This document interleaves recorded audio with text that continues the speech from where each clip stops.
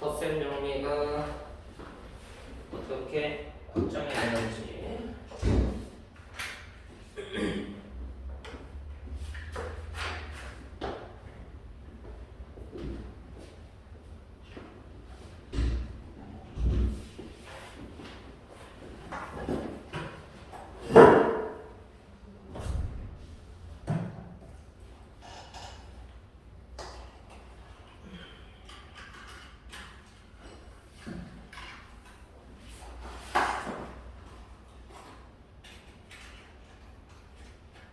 개념을 한 번이라도 제대로 듣고 나서 문제를 풀어야지. 개념도 제대로 안 듣고서 문제를 풀면서 개념을 잡으려고 하네. 그러니까 어렵지.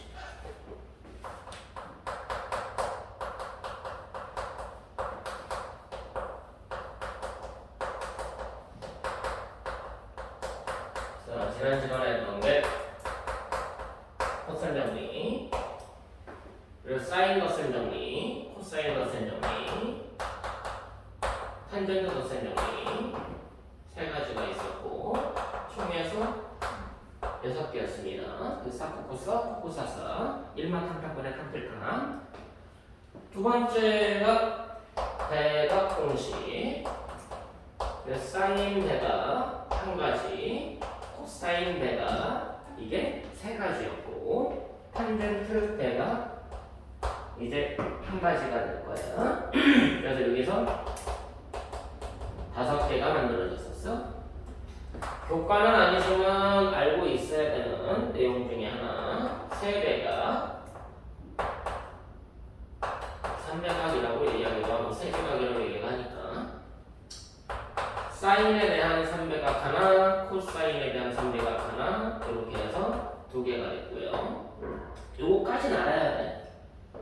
그 외에 이거는 몰라도 돼. 합차를 곱으로 바꾸는 4가지, 마찬가지 곱을 합차로 바꾸는 4가지. 이거는 지금은 몰라도 되고 대학교 가면은 사용한다. 이제 여기까지 한 다음에 이번에 할 내용이 뭐냐? 합성이라고 했어.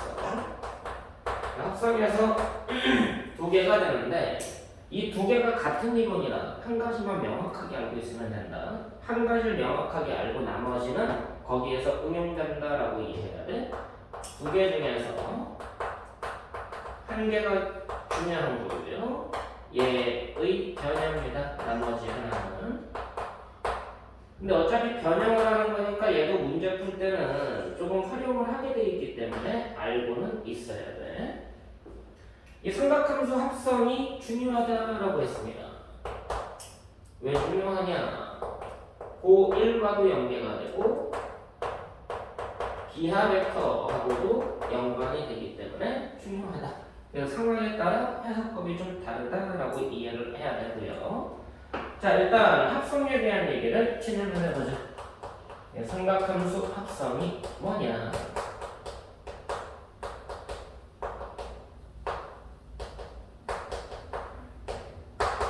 자, 문장으로 일단은 그 포인트를 잡아줄게.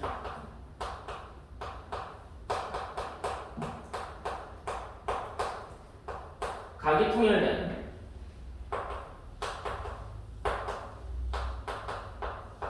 사인 코사인의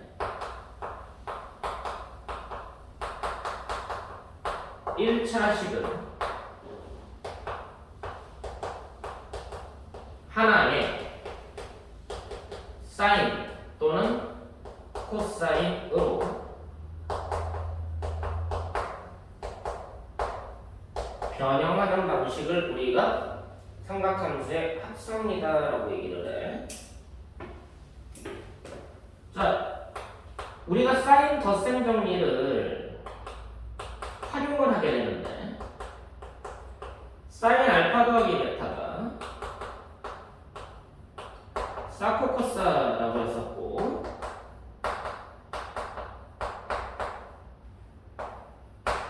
이거를 이쪽 입장에서 이쪽으로 만드는 과정을 이제 조금 합성 측면에서 좀 다른 형태로 보게 될 거야. 이게 보이면 이거다라는 게 보이겠지만 합성에서는 이게 다이렉트로 안 보여. 그래서 어떻게 형태가 되느냐? 합성이라는 건 이렇게 생겼어.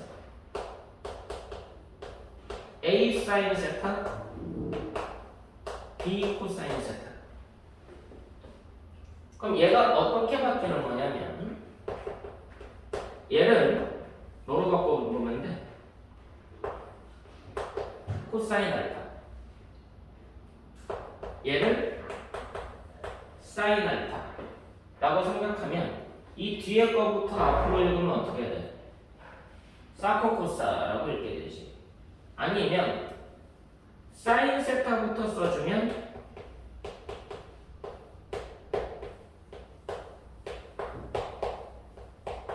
세타부터 써주면 사코코사가 되더라 이게. 그럼 이거 뭐라고 쳐지? 사인 세타 더하기 알파, 알파 더하기 세타. 그래서 얘가 사인 세타 더하기 알파로 변형이 되는구나 라는 걸 알 수가 있어. 맞지? 근데 이 A하고 B가 실제로는 코사인 알파하고 사인 알파가 같으려면 얘네들이 마이너스 1과 1 사이잖아. 근데 A하고 B가 마이너스 1과 1 사이라는 보장은 없잖아. 그래서 이 개념을 이용해서 우리가 덧셈 정리를 적용하게 될 거야. 어떻게 하는지 봐. 실제 덧셈 정리가 어떻게 되는지. 이렇게 되면 이렇게 바뀔 거니까 A 사인 세타, B 코사인 세타에서 이 앞에 있는 개수를 좌표로 생각한다. A, B라고 놓고요. 이 A, B의 좌표를 A라고 놓으면 선분 OA의 동경이 형성이 될 겁니다. 얘를 알파라 하자. 그럼 이 좌표를 이제 사인, 코사인, 극좌표로 바꿔서 표현하는 방식이 있었지? 그럼 얘가 A의 반지는 코사인 알파, 반지는 사인 알파로 바꿔서 쓰는 거 맞아 안 맞아? 이 반지름이 뭐가 되는 거야? R 이 아래는 성분 OA 길이가 됐었다는 얘기야. 그럼 결국은 이 R이라는 애가 루트 A제곱 더하기 B제곱. 그럼 이제 얘가 뭐로 바뀌게 되는 거냐? A 대신에 R 코사인 알파, B 대신에 R 사인 알파라고 써줄 수가 있거든. 그럼 R이 공통이니까 루트 A제곱 B제곱을 묶어낼 수가 있고 코사인 알파 사인 세타 사인 알파 코사인 세타라고 쓸 수가 있게 돼서 루트 A제곱 더하기 B제곱에 사인 세타 더하기 알파가 되겠다는 얘기야. 이걸 꼭 합성이라고 그러는 거야. 이해되니? 네. 자, 얘의 그래프를 그릴 수는 없지. 얘의 그래프는 그릴 수 있지. 그렇죠. 삼각함수의 합성을 이용하면 결국은 그래프를 그릴 수 있는 함수로 바꾸겠다라는 말로 이해를 해야 돼. 얘의 그래프를 그려가지고 해석을 하려고 했더니 안 돼. 이렇게 바꿨더니 얘는 그래프를 그려서 해석하는 게 가능해지는구나. 그래프를 이용한 삼각함수 풀이를 하기 위해서 하나의 삼각함수로 변형하는 이론이다 라고 이해를 하는 거야. 네. 이게 첫 번째네요. 합성에 대한 첫 번째. 이게 정확하게 알고 있어야 되는 내용이다 라고 기억을 하셔야 돼요. A, B, A하고 B의 개수를 A, B라고 놓고 R 코사인 알파, R 코사인 알파, 그리고 R 사인 알파로 바꿔가지고 합성이 된다라는 말로 이해하면 되고요.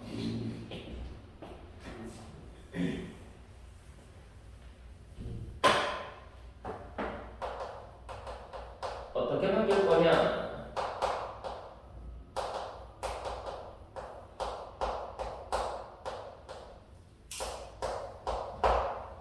이 사인 세타 더하기 코사인 세타를 합성해봐.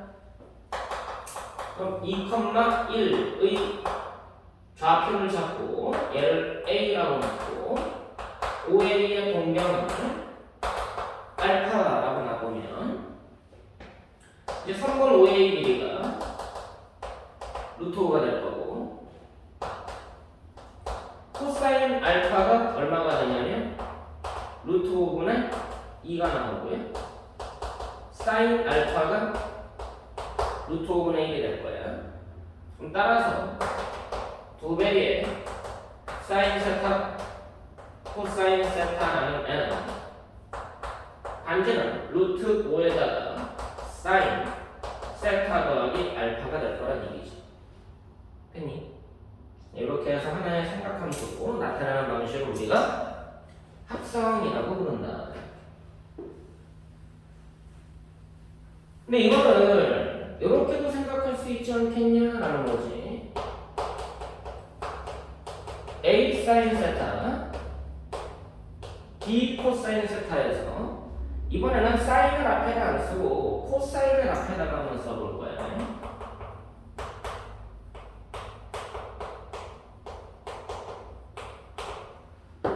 그래서 이 B에 관련돼 있는 것을 사인으로 보지 않고요.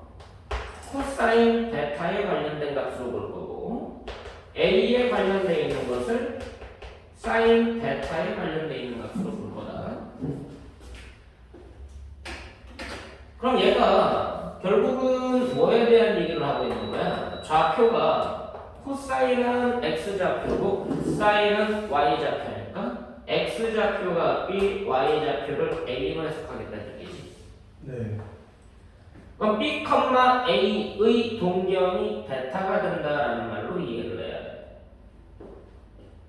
그럼 b, a OB의 동경 얘가 베타다.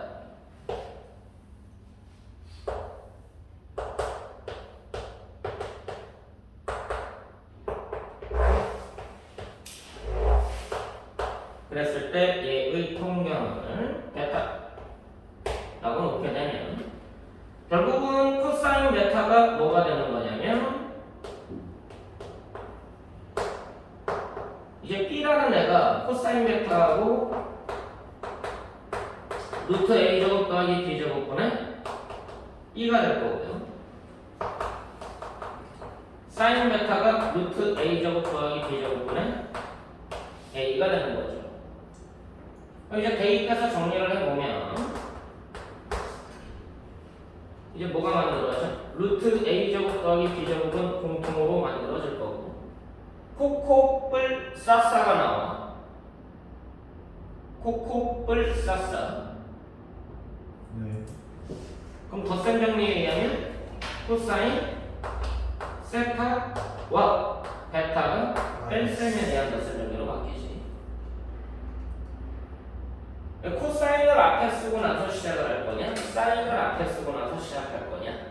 A, B의 동경을 이용할 거냐? B, A의 동경을 이용할 거냐? 라는 것에 따라서 이제 합성의 종류가 두 가지로 나눠지게 된다. 이걸로 다 풀리기는 해, 첫 번째 걸로.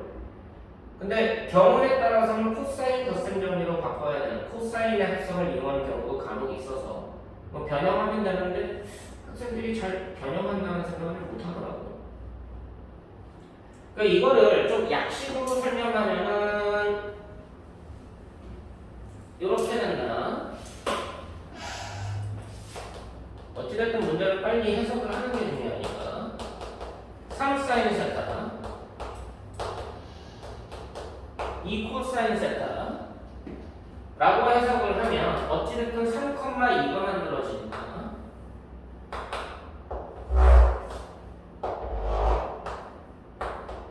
그럼 얘의 동경 이쪽을 알파 라고 놓으면은 사인을 이용한 덧셈 정리로 해석이 돼.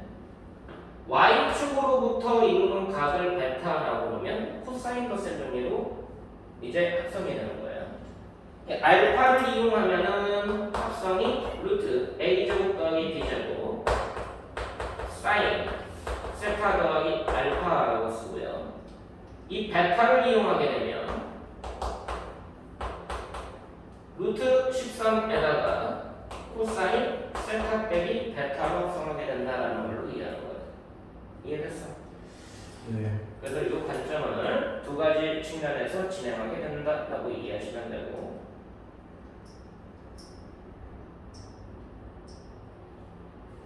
이 삼각함수 합성이 코시-슈왈츠 부등식하고 왜 연관이 있는지 확인을 좀 하고 지나갈게요. 5일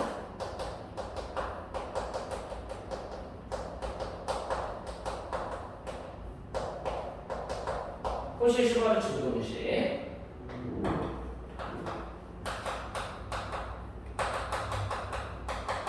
ABXY가 실수일 때